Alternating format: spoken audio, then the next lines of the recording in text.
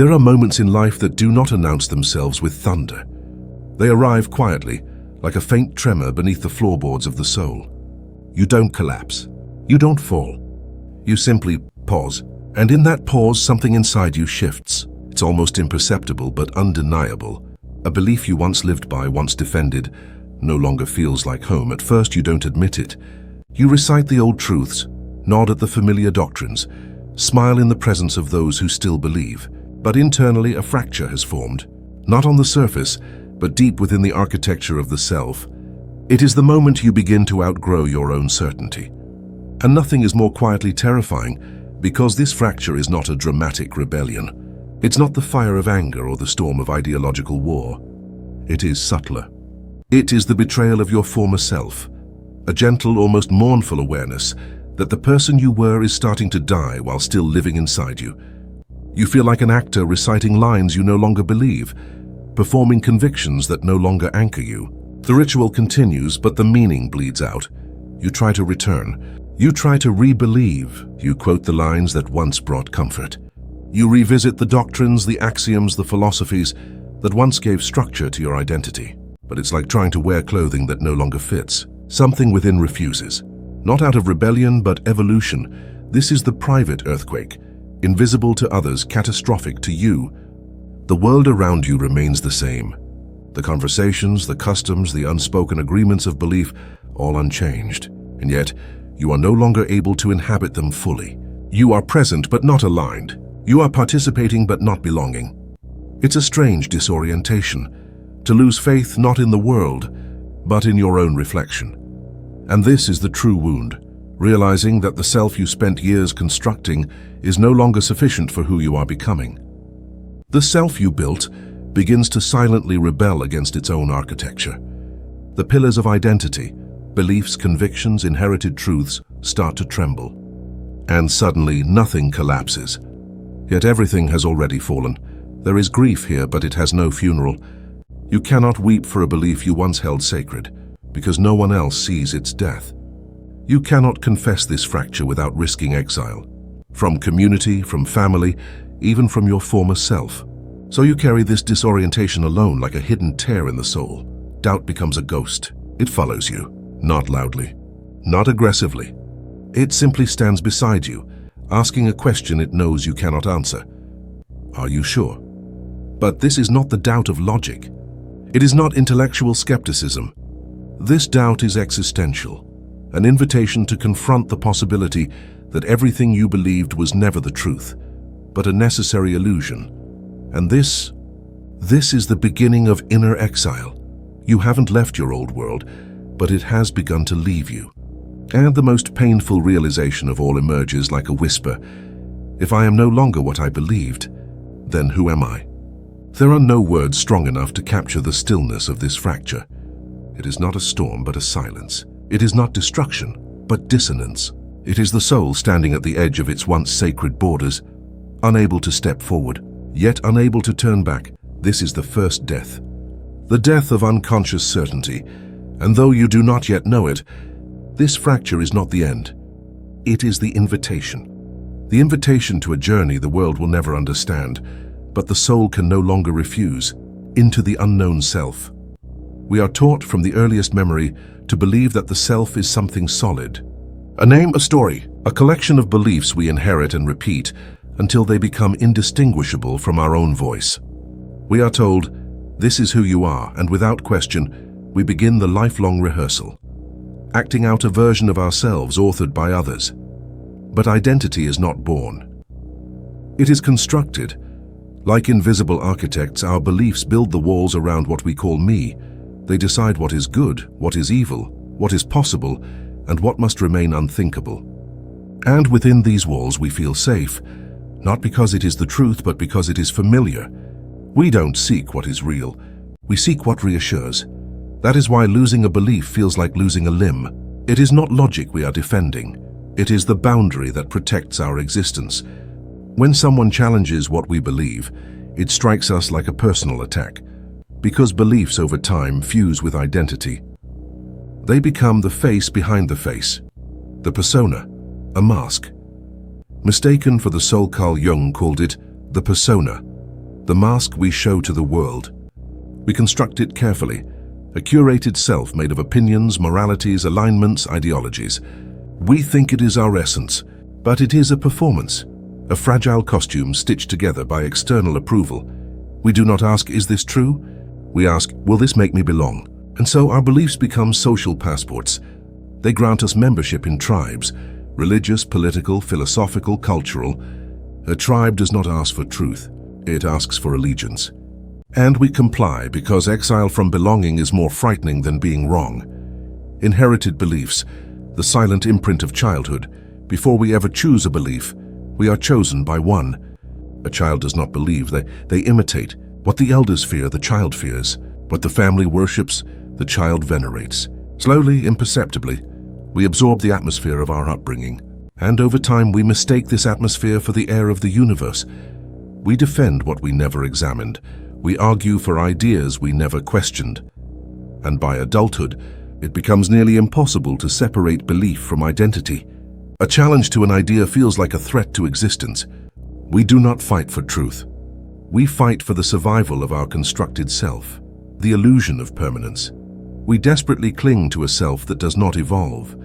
We want continuity, a sense of I that stretches unbroken across time. But this is a myth, a psychological mirage. At every stage of life we have been different, yet we cling to a narrative thread that convinces us we have always been one consistent person. The truth is far more unsettling. Identity is not found. It is maintained. It survives through repetition, through memory, through the daily recitation of beliefs that reassure us, I am still me. We do not realize that what we call stability is simply stagnation we have romanticized. The cracking of the mask. The fracture arrives when life introduces an experience that no longer fits within our established frame. A trauma, a betrayal, a revelation. Suddenly, the belief that once held everything together cannot hold this new reality. The mask begins to slip. You notice it in small moments. The prayer that once comforted now feels hollow. The ideology that once felt noble now feels rigid. The convictions you argued for now echo back as questions, but this is where terror is born, as not because the belief is dying, but because identity is unraveling with it. Who am I without this? We never feared being wrong. We feared being no one. When certainty becomes a coffin, the paradox is cruel. The beliefs we once built for safety become the prison walls of our becoming. Certainty numbs curiosity. Dogma suffocates wonder. And yet we hold on. Because stepping beyond them means stepping into a self we have never met. This is why most people never cross this threshold. They choose the comfort of identity over the chaos of truth. They cling to familiar chains and call them purpose. But some cannot. For some, the fracture becomes unbearable, an ache too deep to ignore. And once the question awakens, who am I beyond what I believe? It cannot be silenced. A dangerous realization. The truth begins to glare through the cracks. Maybe I never believed, I only obeyed. Maybe my identity isn't mine, it was inherited. Maybe everything I defended was a substitute for freedom. And in that realization, the mask falls. This is where the true exile begins, not from the world, but from the tribe of your former belief. Because once you question your identity, you do not only lose certainty, you risk losing your place among others. In the next movement, we confront the cost of this awakening, the quiet price of walking away from collective truth. There is a reason why people cling to beliefs long after their conviction has faded. It is not truth they are afraid of losing, it is belonging. From the earliest days of consciousness, we learn that belief is more than an idea. It is a ticket into a tribe. A child does not first ask, is this true? They ask, will they still love me if I stop believing this? Long before we can question, we learn to conform. We inherit certainty like a family heirloom, speaking words we did not choose, repeating convictions we never truly met. Within the circle of collective belief, there is warmth, a shared rhythm, a shared language, a sense of safety. When many agree, it feels like proof. When many repeat, it feels like truth. We laugh at the same illusions, condemn the same enemies, and cling to the same narratives, not because they are unbreakable, but because they make us feel less alone. In this comfort, we confuse agreement with understanding. and obedience with authenticity. But when the fracture within the self emerges, when inner doubt begins to question what the group still sanctifies, something subtle shifts. The words you once repeated now feel foreign in your mouth. You nod during old conversations while your silence begins to tremble. You continue to stand among them, but the dialogue no longer enters your soul. It passes through you like air. You realize with a quiet dread, belief was never about truth, it was about permission. It was a choreography, and you are falling out of step. Yet leaving is not simple. For to outgrow a belief is to risk a deeper loss, the loss of acceptance. We do not fear being wrong. We fear being alone.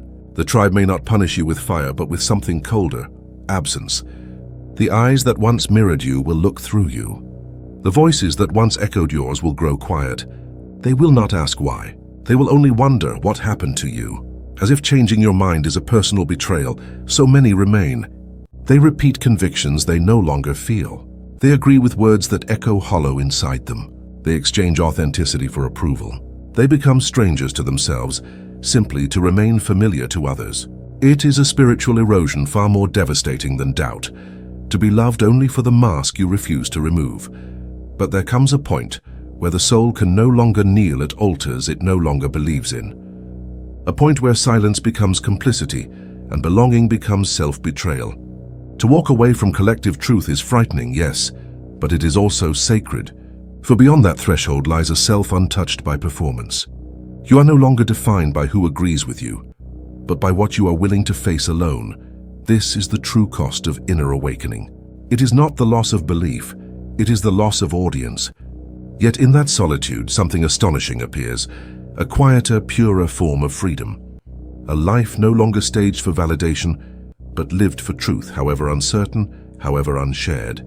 And slowly you realize, exile is not the end. It is the beginning.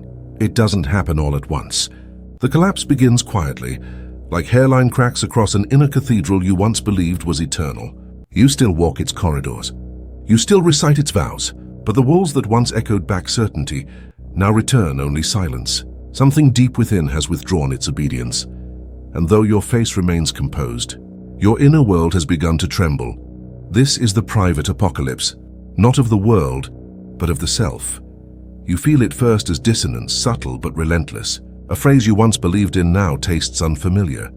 A ritual you once performed now feels mechanical. You start catching yourself mid-sentence, wondering if the words you speak are truly yours or remnants of a former life. In conversations, you feel like an imposter, not because you lie, but because you no longer recognize the voice speaking through you. Doubt becomes a constant presence, not loud, but watchful. It doesn't argue. It observes. It stands beside you in the quietest moments, before sleep, during prayer, beneath your smile, and asks almost kindly, if this were truly your belief, why do you strain so hard to hold it? You feel the weight of sustaining illusions that once carried you.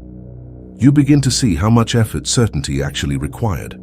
For the first time, you recognize that belief was never passive. It was labor, daily reconstruction, constant repair. You weren't resting in truth. You were defending it from your own evolving mind.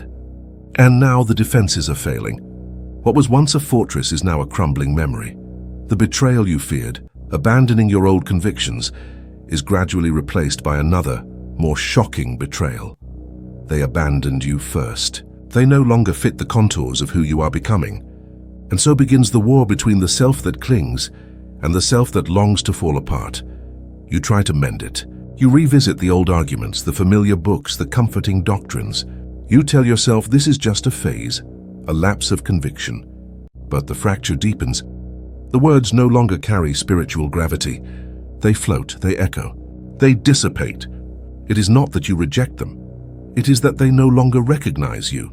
This is where the mind turns against itself. You begin to grieve something you cannot name. A nostalgia for unquestioned days, a longing for certainty, for innocence, for the luxury of not knowing you are wearing a mask. You miss the days when belief felt like air, not armor. You resent the part of you that awakened. And yet, you cannot put it back to sleep. You start to notice how much of your identity was scaffolding, built from borrowed language, external validation, mirrored expectations. Without it, you are exposed, Not lost, exposed, naked before yourself, stripped of certainty, confronted by a terrifying possibility. You may have never truly known what you believe. And behind that, a darker truth. Perhaps no one does. Reality begins to feel unstable. You question your motives, your memories, your past convictions. Did you ever truly believe, or were you merely loyal? Were your beliefs chosen or assigned? You feel time collapse, past versions of you lingering like abandoned rooms, each one clinging to truths you no longer carry. You feel haunted by your own history. That is the crack most people never face. The recognition that the self is not fixed, but fluid, and that the beliefs we anchor ourselves to are temporary rafts drifting on a deeper ocean. And once you see this, you cannot unsee it. You cannot pretend the ground is solid once you've felt it tremble. The world does not change, but your perception fractures. Every conviction, every certainty, every inherited truth begins to feel like a fragile construct balancing on unknown depths. You walk through life like a quiet witness, watching others speak with conviction you can no longer imitate. You envy their certainty almost as much as you fear it. This is the most dangerous stage because here lies the temptation to return, not out of faith, but out of exhaustion. Many go back, not because they regained belief, but because they could no longer endure fracture. They choose the comfort of architecture over the terror of vastness. But a few remain, suspended in the void between no longer and not yet. They do not return, and they do not yet rebuild.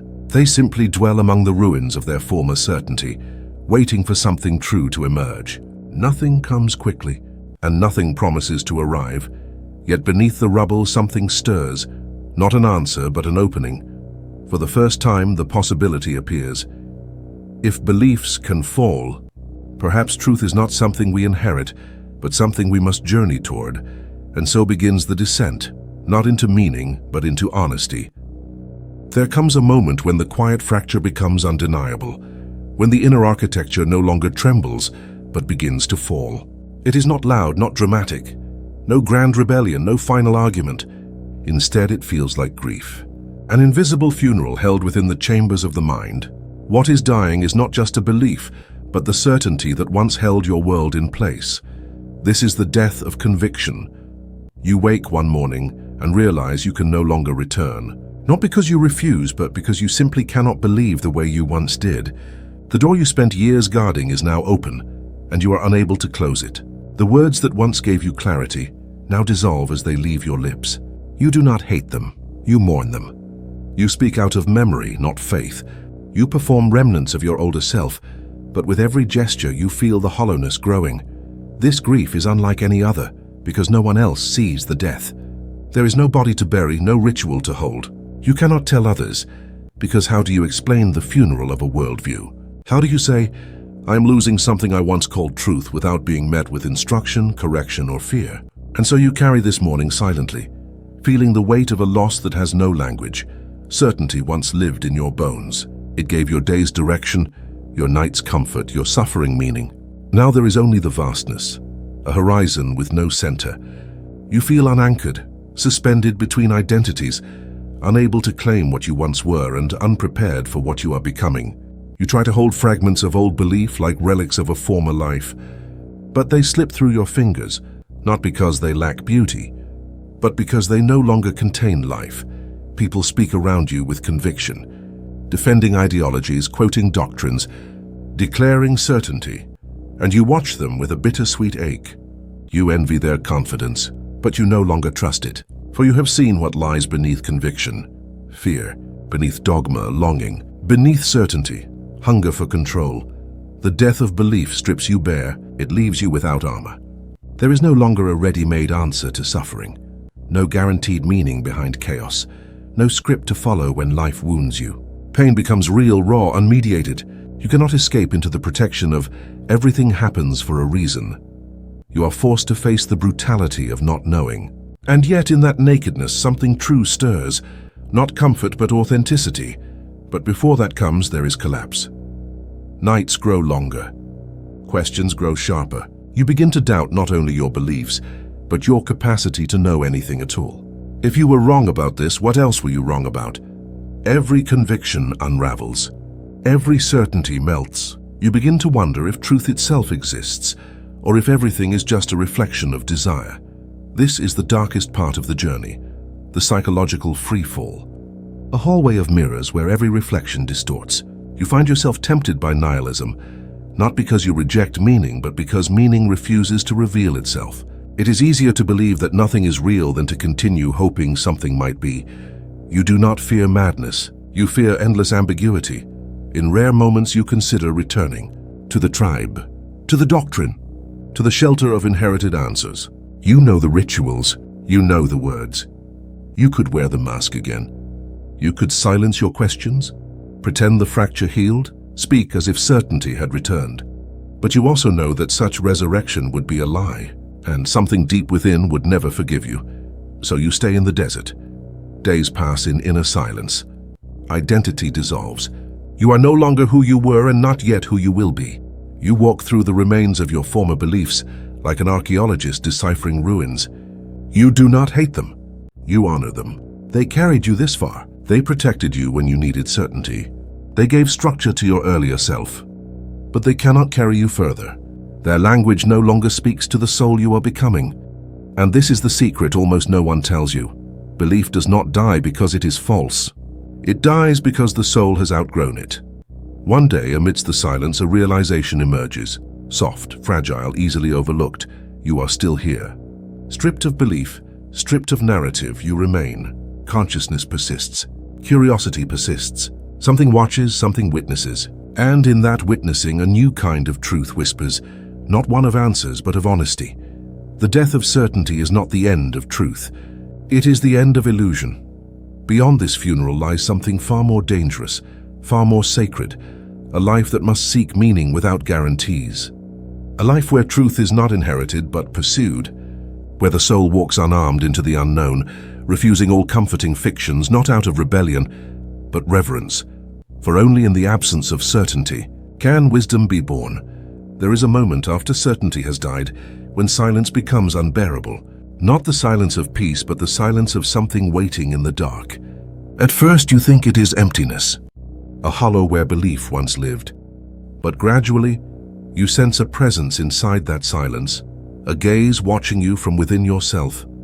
This is the moment you meet the shadow, not the shadow cast by light, but the one cast by consciousness, the parts of you exiled by belief, silenced by fear, buried under doctrine, the thoughts you were never allowed to think, the questions you were never permitted to ask, the truths you sensed but dared not speak. They were never gone. They were waiting. When certainty dies, they return. It does not arrive with kindness. It stirs like a storm behind your ribs, a force without a face, without clear intention. You feel it in the nights when sleep abandons you, in the tension behind your breathing, in the strange questions that now rise uninvited. What if I was never seeking truth, only approval? What if I never truly believed? What if I betrayed myself long before I betrayed my beliefs? You want to turn away, to find distraction. Anything to avoid this internal encounter. But there are no distractions left. The old comforts, prayer, ideology, philosophy, no longer hold power. And so you are left alone with the one adversary you never prepared to face, yourself. For the first time, you hear the voice beneath the voice, the one you silenced every time it whispered a forbidden doubt. It is not cruel. It is not angry. It is simply honest. You have lived so long in borrowed truths. Do you even know your own? This is the shadow, not evil but exiled, not chaos but repressed potential. It does not come to destroy you. It comes to liberate what you abandoned to remain acceptable. It drags every hidden thought into the light. The envy you denied, the anger you swallowed, the longing you condemned, the fear you disguised as righteousness. You begin to realize how much of your former certainty was not conviction but suppression. You did not believe, you obeyed. You did not choose, you conformed. Doubt was never the enemy. It was the imprisoned child of your own integrity. In this confrontation you feel both horror and revelation. Horror, because you must admit how much of your past self was theater. Revelation, because for the first time you sense something real beneath the roles. You begin to see that doubt is not an intruder, but a mirror. And what it reflects is painful. A self half-lived, a mind half awake, a life half-claimed. Most people never reach this point. They flee before it arrives. They return to the safety of group belief, calling it faith, calling it loyalty, when in truth it is fear of their own shadow. They speak loudly of truth because they are terrified of the questions within. But if you remain, if you allow the shadow to speak, something astonishing happens. Doubt, once feared as the destroyer, becomes guide. It does not hand you answers. It takes something far more dangerous from you, the need for them. And in the absence of answers, it gives you a different gift, sincerity. You begin to understand that truth is not a possession, but a relationship, one that demands vulnerability, not certainty. Doubt becomes a companion, a compass that points not outward to systems but inward to authenticity. Its questions are no longer accusations but invitations. What do you truly see? What do you truly feel? What do you truly know? Without fear, without audience, without inheritance. You realize the shadow was never your enemy. It was the part of you that refused to lie, the one that waited for the day you were strong enough to face yourself. In this meeting, you are tempted to rebuild belief again, something new, something truer. But the shadow stops you, not yet. Belief must not be rebuilt to avoid fear. Truth must not be constructed to restore comfort. You are not ready to build. You are still unmaking. You are not losing yourself. You are losing only the parts never truly yours. And so you sit in this strange companionship, no longer tethered to certainty, no longer hiding from doubt. You do not know where to go, but you know you cannot return. You do not know who you are, but you finally feel honest enough to begin asking. For the first time, you can bear the question, who am I without what I believe? And though no answer arrives, the question no longer terrifies you. There comes a quiet morning after the long night, when the chaos inside no longer feels like an enemy but a space, vast, uncharted, frightening, but undeniably alive. You do not wake to certainty. You wake to a new kind of question. What if I could choose who I become? It is not defiance. It is not rebellion. It is the first breath of freedom, subtle, unfamiliar, almost frightening in its softness. You no longer seek the return of your former beliefs. Something deeper has taken root, the desire to build something truer, not from inherited voices, but from your own. The ruins remain, the temples of certainty have fallen, but in their place, you feel a strange stillness, a fertile emptiness, the possibility of becoming. You begin to understand that the journey was never about replacing one belief with another. It was about discovering the one authority you had abandoned all along, your inner compass. The quiet, uncompromising pulse of the self that existed before dogma, before tribe, before fear. But reforging an inner compass is no act of sudden revelation. It is slow work, the work of listening. You turn inward, not for answers, but for honesty.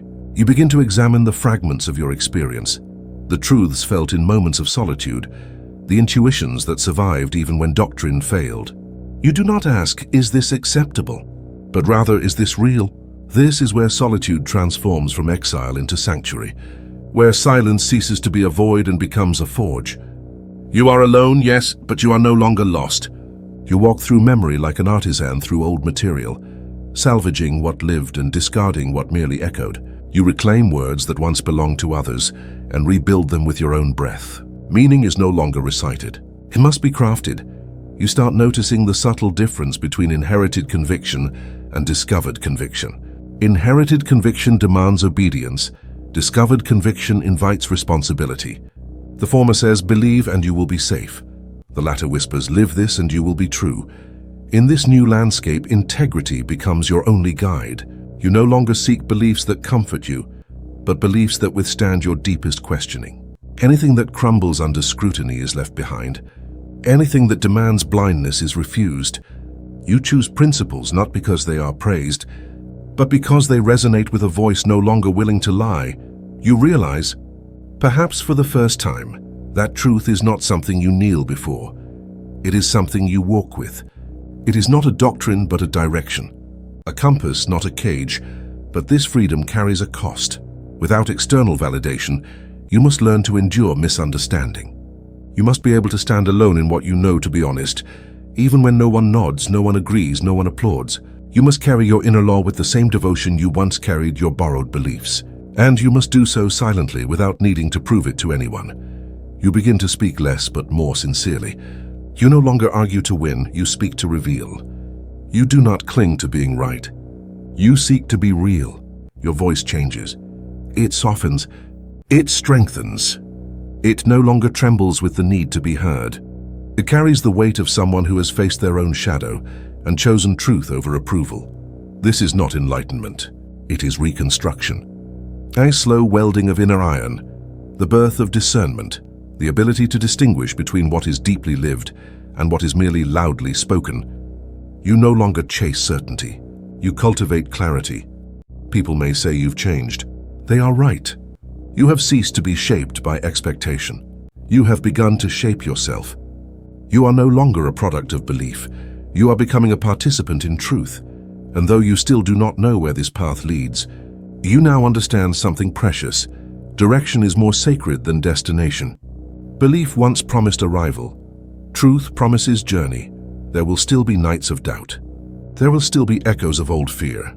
But now when doubt speaks, it is no longer an accusation. It is a compass recalibrating. It is the voice of integrity saying, remain honest, you no longer fear not knowing. You fear only self-betrayal. For the first time you see it clearly. You are not building a belief. You are becoming a soul. There is a loneliness that does not come from being abandoned by others, but from outgrowing who you used to be. It is not imposed. It arrives naturally, like a quiet distance forming between you and a language you no longer speak. The world remains unchanged, still speaking in certainties, still worshipping at the altars you once knelt before. But you have crossed a threshold that cannot be uncrossed. People continue as they always have. They argue, defend, declare, affirm. They speak with fervor about truths you once held close. And you listen, not with judgment but with a gentle ache, because you remember what it felt like to belong to that world, to feel sure, to be safely contained within a collective certainty. But now those words move through you like echoes in an empty hall. You hear them, but you cannot return to them. This is not arrogance. It is estrangement. The distance is not between you and others, but between your present self and your former reflection. They still know the old version of you, the one who believed, who argued, who agreed. They do not yet see the one who emerged from the ashes of doubt. And how could they? The journey you took left no visible scars. You carry your transformation like a secret beneath the skin.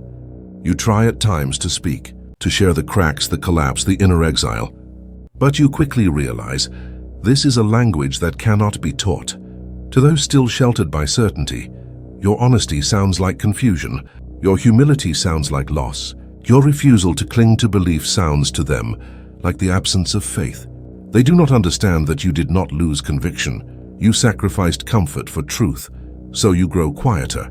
Not out of defeat, but out of reverence. Some truths can only be lived, not explained.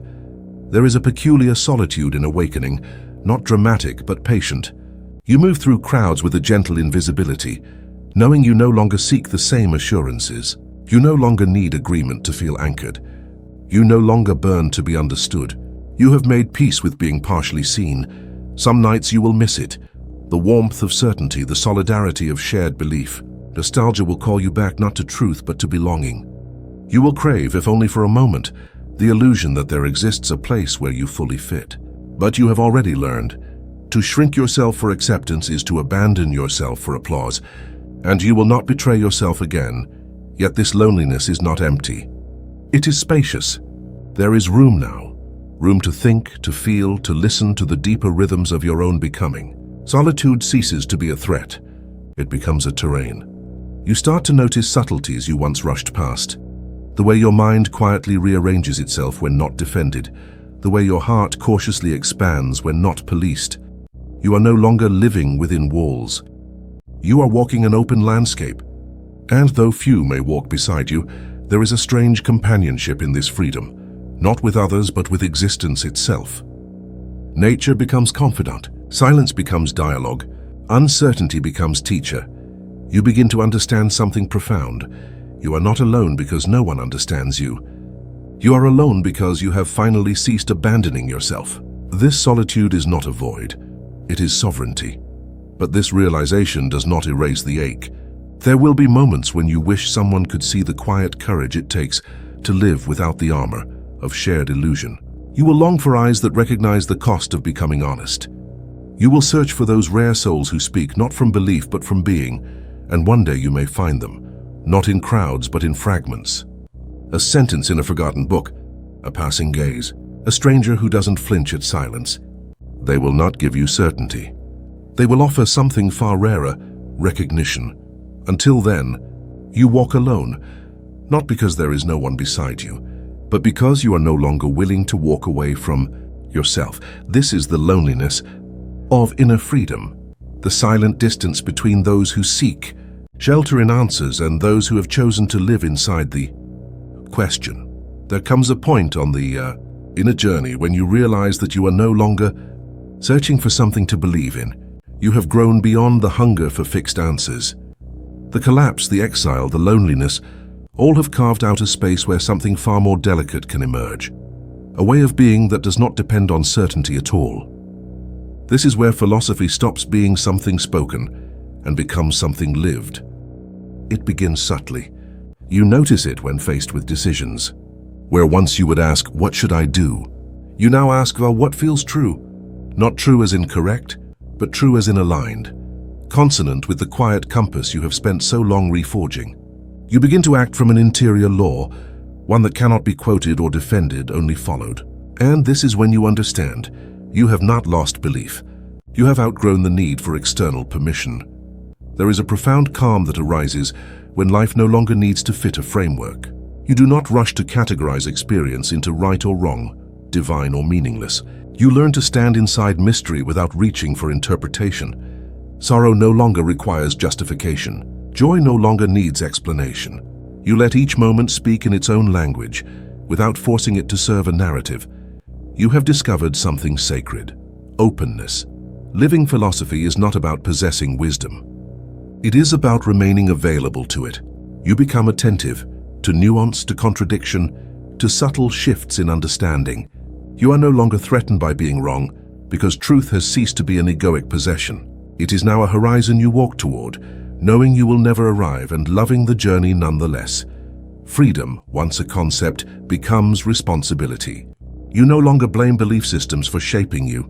You begin shaping yourself. Each choice, each silence, each response becomes a brushstroke in the portrait of your becoming. There is no deity to impress, no ideology to defend, no ritual to perform. There is only the discipline of honesty. And in that commitment, life itself becomes a temple. You start to notice how others still chase conviction, desperate to declare, to convert, to conclude. You feel no superiority, only compassion. You see in them what you once were, a soul afraid of drifting. But you have learned to drift with direction, to surrender without surrendering yourself, to float but not be lost.